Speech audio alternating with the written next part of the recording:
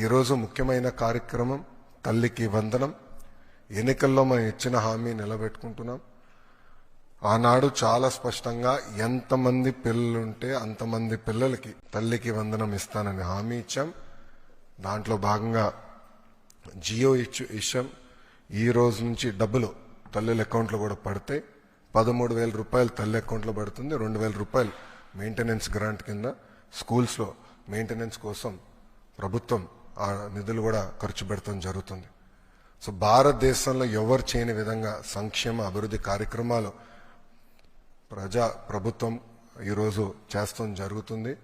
గౌరవ ముఖ్యమంత్రి చంద్రబాబు నాయుడు గారి నాయకత్వంలో సంక్షేమ అభివృద్ధి అనేది ఈ ప్రభుత్వానికి జోడెద్దుల బండి. మాకు చాలా క్లియర్ మ్యాండేట్ ఇచ్చారు. రెండు మీరు తీసుకెళ్ళాలి.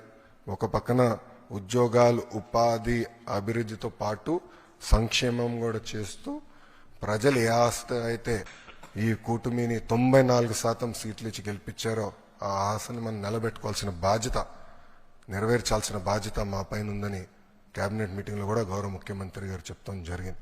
సో ఈ తల్లికి వందనం కింద దాదాపు 60% కుటుంబాలలో 2 కన్నా ఎక్కువ మంది పిల్లలు ఉండటం జరుగుతుంది. సో వాళ్ళకి 2 ఉంటే 26,000, 3 ఉంటే దేర్ ఆఫ్ డబ్బులు వస్తాయి. సో ఆటోమేటిక్గా ఆ డబ్బులు వాళ్ళ అకౌంట్లో పడటం జరుగుతుంది.